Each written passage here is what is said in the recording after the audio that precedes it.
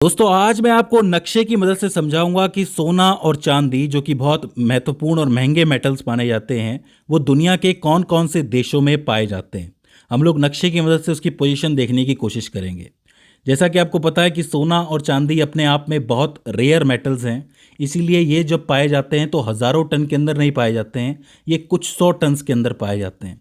वो भी किसी जगह पर थोड़ा पाया गया, किसी जगह पर थोड़ा ज़्यादा पाया गया, इस तरीके से। अगर सबसे पहले हम गोल्ड को देखें, सोने को देखें, तो गोल्ड का जो केमिकल सिंबल है यानी रासायनिक जो सिंबल है वो एयू है। जहाँ भी आपको एयू नज़र आए तो आप समझ लेना कि गोल्ड की बात हो रही है। बहुत ही ज़्यादा प्रीशियस मेटल होता है ये। मैं आपको बता दूं कि ये बहुत ज़्यादा मेलेबल और डक्टाइल होता है, मतलब बहुत ज़्यादा लचीला और तन्य होता है। लचीले से मतलब है कि आप इसको मोड़ सकते हो कितना भी, और साथ ही तन्य का मतलब है कितना भी इसको खींचा जा सकता है। इसको आप इस बात से समझ सकते हो कि अगर आप 1 ग्राम गोल्ड लो और उसको पीटना शुरू करो हथौड़ी से, तो इससे आप एक पूरी चद्दर बना सकते हो 1 स्क्वायर मीटर की। तो सोचो कि कितना ज़्यादा तन्य होगा ये, कितना लचीला होगा। हालांकि बहुत पतली बनेगी, लेकिन 1 स्क्वायर मीटर की पूरी चद्दर बन सकती है।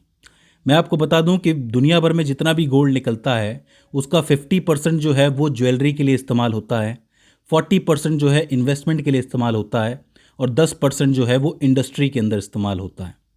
आज का जो इंटरनेशनल मॉनेटरी सिस्टम है वो गोल्ड की मदद से ही चलता है। आपको पता है कि हर देश जो है अपना गोल्ड जमा करवा के रखता है, उस हिसाब से उसकी करेंसी, उसकी इकोनॉमी जो है वो तय होती है। तो गोल्ड अपने आप में सबसे इंपॉर्टेंट मेटल्स में से एक माना जाता है। अब अगर गोल्ड के मेजर प्रोड्यूसर्स की बात करें जहां पर गोल्ड सबसे ज़्यादा निकलता है, तो 2023 के हिसाब से चाइना इसमें सबसे आगे था, जहां पर टोटल 370 मैट्रिक टन गोल्ड निकला था।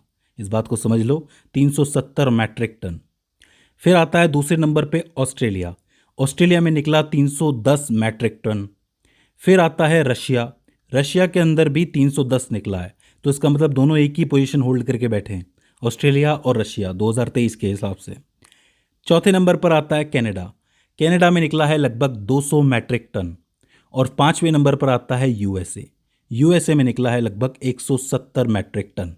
तो ये लिस्ट आपको याद रखनी है: चाइना, ऑस्ट्रेलिया, रशिया, कनाडा और यूएसए। इसी में एक फैक्ट और याद रखना कि दक्षिण अफ्रीका, साउथ अफ्रीका के गोतेंग प्रांत के अंदर, प्रोविंस के अंदर आपको एक माइन मिलेगी जिसका नाम है साबुका माइन। ये जो गोल्ड माइन है ये दुनिया की सबसे गहरी गोल्ड माइन मानी जाती है, लगभग 3777 मीटर गहरी है ये। तो इस चीज़ को आपको याद रखना है।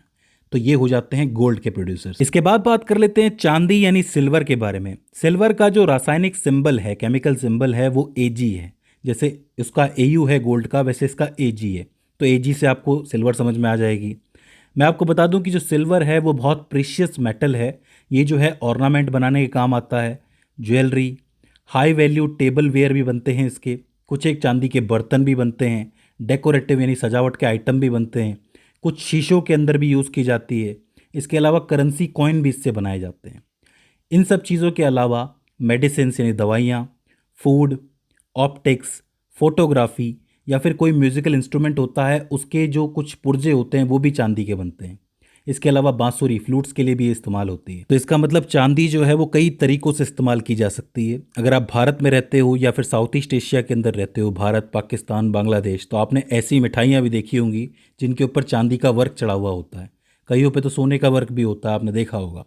तो ये चीज़ें खाने में भी यूज़ की जाती हैं। इसका मतलब ये नहीं है कि हम सोना या चांदी खाने बैठ जाएं। ये बहुत ही कम अमाउंट में इसको पतला करके बहुत ज़्यादा पीटा जाता है। एक बहुत पतली सी चादर बनाई जाती है, बिल्कुल ना के बराबर, वो उसके ऊपर सजावट के तौर पे लगाई जाती है। अच्छा, एक चीज़ आपको याद रखना है कि जब भी चांदी पाई जाती है तो वो अलॉय फॉर्म के अंदर पाई जाती है, यानी किसी दूसरे एलिमेंट के साथ पाई जाती है, किसी दूसरे तत्व के साथ पाई जाती है। जैसे कि गोल्ड हो गया, उसके साथ भी पाई जाती है, सल्फर, आर्सेनिक, एंटीमनी या फिर क्लोरीन, इन सब के साथ चांदी पाई जा सकती है। बात करें चांदी के प्रोड्यूसर्स की तो इसमें मैक्सिको सबसे आगे है। 2023 के हिसाब से यहाँ पर 6400 मैट्रिक टन चांदी निकली। दूसरे नंबर पे चाइना है जहाँ पे 3400 मैट्रिक टन। तीसरे नंबर पे आता है पेरू जो साउथ अमेरिका में है, 3100 मैट्रिक टन। फिर आता है चिली जो कि 1400 मैट्रिक टन के साथ चौथे नंबर पे है। और आखिर में आता है पोलैंड जहाँ पे 1300 मैट्रिक टन चांदी निकली। ये सारे आंकड़े जो है वो 2023 के हिसाब से हैं, तो आप ध्यान में रख सकते हो। अच्छा, इसमें कुछ एक प्रमुख चांदी की खदानें भी हैं जो आपको दिमाग में रखनी है, जिसमें एक आती है मैक्सिको के अंदर प्रोआनो नाम की, इसके बाद क्वींसलैंड ऑस्ट्रेलिया के अंदर कैंटेगन नाम की, रशिया का डुकाट, पेरू के अंदर उचू चाकुआ, बहुत इंपॉर्टेंट है उचू चाकुआ, और आखिर में अलास्का के अंदर ग्रीन्स क्रिक माइन। ये इंपॉर्टेंट माइंस हैं क्योंकि प्रमुख माइनें मानी जाती हैं, तो इन्हें आपको ध्यान में रखना है, इनसे सवाल बन सकता है। तो दोस्तों, ये हो जाते हैं चांदी और सोने के मेन प्रोड्यूसर्स। आई होप आपको समझ में आए होंगे और इस वीडियो से आपने कुछ ना कुछ नया ज़रूर सीखा होगा। इसके बाद भी इस वीडियो के अंदर आपको कोई क्वेरी आती है, कोई दिक्कत आती है, तो आप हमें कमेंट सेक्शन में बता सकते हैं। तो दोस्तों, आज की इस वीडियो के अंदर बस इतना ही। See you in the next one.